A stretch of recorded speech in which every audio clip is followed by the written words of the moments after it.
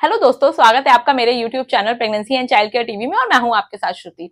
आज के इस वीडियो में मैं आपके साथ बात करने वाली हूं एक ऐसे टॉपिक के बारे में जिसपे मुझे कई सारे कमेंट्स आए। मैंने अपना जो पिछला वीडियो अपने चैनल पर शेयर किया था उसमें मैंने बात करी थी कि बच्चा हेड डाउन पोजीशन में आ जाता है तो एक माँ उसको कैसे पता लगा सकती है, क्या ऐसे सिम्टम्स होते हैं, क्या ऐसे लक्षण होते हैं जो आपके शरीर में नजर आने लगते हैं। तो उसमें मुझे कई सारे कॉमेंट्स आए। लोगों को ये जानना है कि बच्चा अगर हेड डाउन पोजिशन में समय रहते नहीं आता है तो हम क्या कुछ ऐसा कर सकते हैं, क्या ऐसे तरीके होते हैं जिससे हम बच्चे को हेड डाउन पोजीशन में ला सकते हैं। तो इस वीडियो में हम इसके बारे में ही बात करेंगे। हम बात करेंगे कि क्या ऐसी गलतियां होती हैं जो मां करती है अपनी प्रेगनेंसी में जिसकी वजह से बच्चा समय रहते जो है वो हेड डाउन पोजीशन में नहीं आता है।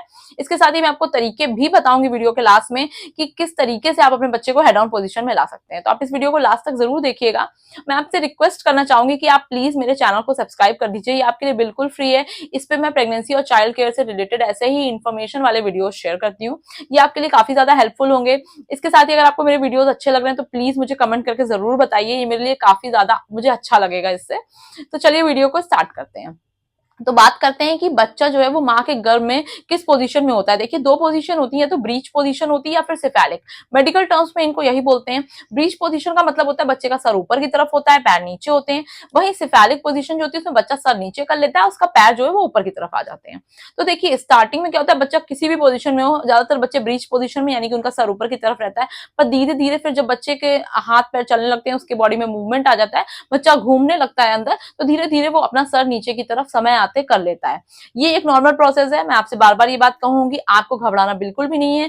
अगर आपकी जो अल्ट्रासाउंड रिपोर्ट जो आपने लेटेस्ट कराया है, आपका हो सकता है 8वें महीने के लास्ट में या 9वें महीने के स्टार्टिंग में जो भी अल्ट्रासाउंड होता है उसमें ये बहुत ही नॉर्मल है। कई महिलाओं के रिपोर्ट में ऐसा आता है कि उनके बच्चे ने भी सर नीचे की तरफ नहीं किया। तो देखिए, आपको परेशान नहीं होना है, आपको डर नहीं जाना है, किसी की बातों में आके आपको सी सेक्शन नहीं करा लेना है। पहले आपको तरीके ढूंढने हैं कि क्या ऐसे तरीके हैं जिनको करके मैं अभी भी बच्चे का सर जो है वो नीचे की तरफ कर सकती हूँ। तो आपको वो तरीके पहले आजमाने हैं, उसके बाद आपको इसके बारे में सोचना है।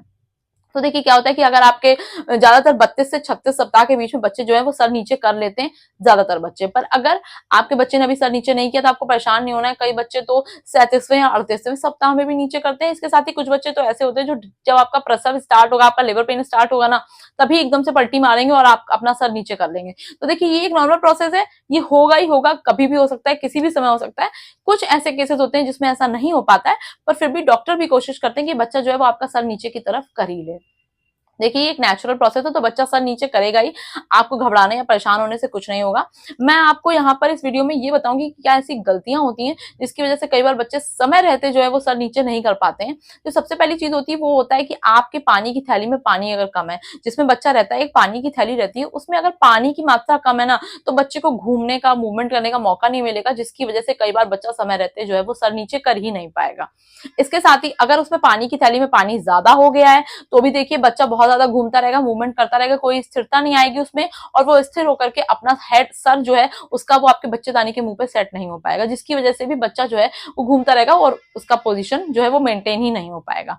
तीसरी क्या बात हो सकती है, कई बार आपको प्लेसेंटा में देखिए अगर किसी तरीके की दिक्कत है, अगर आपको प्लेसेंटा प्रीविया है तो वो काफी क्रिटिकल सिचुएशन होती है। उस सिचुएशन में भी बच्चा जो है वो सर नीचे की तरफ नहीं करता है और उसमें नॉर्मल डिलीवरी के चांसेस भी कुछ कम ही होते हैं। इसके साथ ही अगर जुड़वा बच्चे हैं, आपके दो बच्चे हैं, तो कई बार बच्चों को जगह कम मिलती है, स्पेस की कमी हो जाती है, जिसकी वजह से बच्चा जो है वो अपना सर नीचे की तरफ नहीं कर पाता है। इसके साथ ही कई बार ऐसा होता है कि जो बच्चा होता है वो अपने गले में नाल फंसा लेता है, क्योंकि माँ और बच्चा जो जुड़े होते हैं, कॉर्ड से जुड़े होते हैं, वो नाल अगर बच्चा अपने गले में फंसा लेता है तब भी कई बार वो हेड डाउन पोजीशन में नहीं आता है, उसको घूमने में दिक्कत होती है, वो फंस सा जाता है। इस केस में आपको ध्यान क्या रखना है, आपको ध्यान रखना है बच्चे के किक्स पर, बच्चा आपका लगातार मूवमेंट कर रहा है कि नहीं, लात वगैरह आपको मार रहा है कि नहीं। अगर थोड़ा भी आपको कम फील होता है ना किसी भी दिन, तो आपको तुरंत अपने डॉक्टर के पास जाना है, क्योंकि इसमें बच्चे की जान को खतरा भी हो सकता है।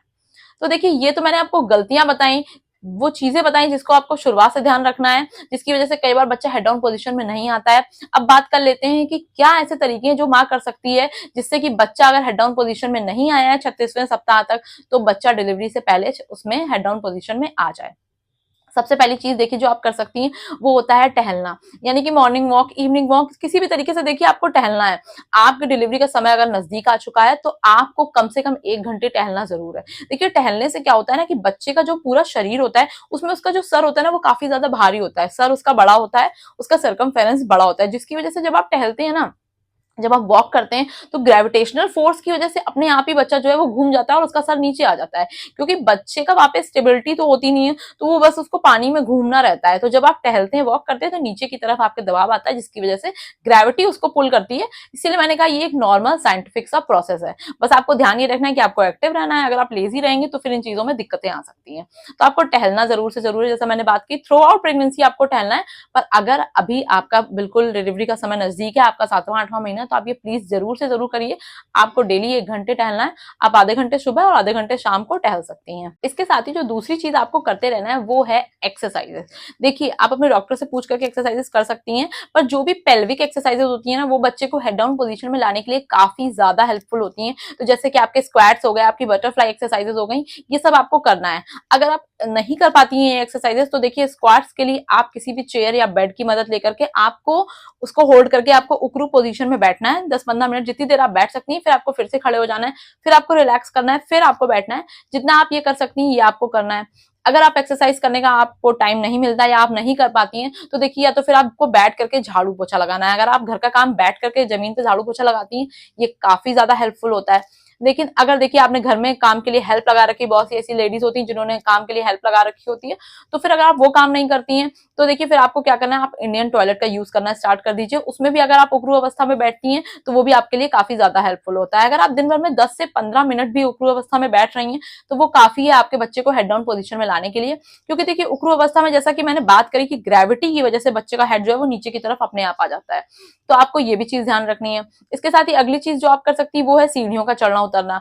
अगर देखिए आपकी प्रेगनेंसी बिल्कुल हेल्दी है, डॉक्टर ने आपको मना नहीं किया है, तो आप 1 से 2 मंजिल सीढ़ी चढ़ उतर सकती हैं। ध्यान आपको ये रखना है कि कुछ रेलिंग या किसी सपोर्ट की मदद से ही आपको ये करना है। इसके साथ ही आपने ऐसे कपड़े ना पहने हो जिसमें आपका पैर फंस सकता है, और प्लस आपने हील्स भी ना वियर करी हो, ये आपको ध्यान रखना है। तो आप धीरे धीरे सीढ़ी चढ़ उतर सकते हैं। इसमें भी ग्रेविटी वाली थिंग चीज जो है आपकी वर्क करती है।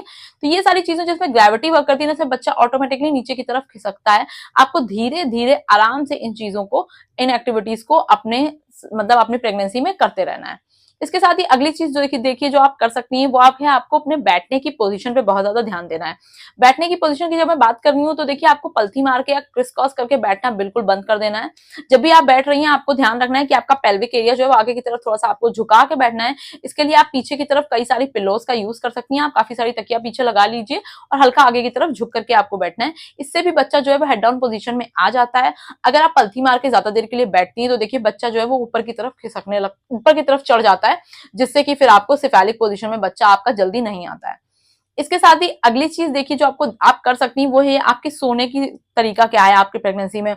आपको सीधे या फिर आपको दाईं करवट नहीं सोना है, आपको बाईं करवट सोना है। मैं ऑलरेडी इस पे वीडियो शेयर कर चुकी हूँ कि लेफ्ट करवट सोने से बच्चे को क्या क्या फायदे होते हैं, बच्चे का वजन, माँ का वजन, ये सारी चीजें इससे बहुत ज्यादा अफेक्ट करती हैं। तो देखिए जब आपका बच्चा जो है वो आप अगर बाईं करवट सोएंगी, तो बच्चे को अच्छा खासा ब्लड सप्लाई, अच्छा खासा ऑक्सीजन मिलेगा, जिसकी वजह से बच्चा मूवमेंट ज्यादा करेगा और समय रहते ही आपका हेड डाउन पोजीशन में बच्चा जो है वो आ जाएगा। तो इसके लिए आपको अपने सोने के तरीके पे बहुत ज्यादा ध्यान देना है।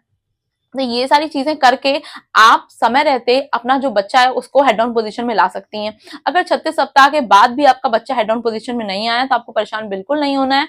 आप अभी से इन तरीकों को करना शुरू करिए। आपको एक्टिव रहना है, जैसा कि मैंने बताया, एक्सरसाइजेस हो गई, टहलना हो गया, 1 घंटा आपको टहलना है दिन भर, आपको ये जरूर ध्यान रखना है। आपको एक्सरसाइज हो गई, आपका टहलना हो गया, घर का काम हो गया, जो भी एक्टिविटीज, बैठने का तरीका, सोने का तरीका, इन सब में बदलाव ला करके आप देखिए आपका बच्चा 100% हेड डाउन पोजीशन में समय रहते आ जाएगा।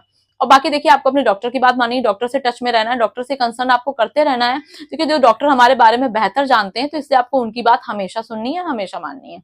तो दोस्तों आज के वीडियो में बस इतना ही। आई होप आपके लिए वीडियो हेल्पफुल रहा होगा। आपके मन में जो भी सवाल है आप मुझे कमेंट करके पूछ सकते हैं। अगर मुझे जरूरत लगेगी तो मैं उस पर वीडियो शेयर करूंगी, नहीं तो मैं आपके सवाल का जवाब जरूर से जरूर दूंगी। तो दोस्तों आज के वीडियो में बस इतना ही। मिलते हैं नेक्स्ट वीडियो में। Thank you for watching.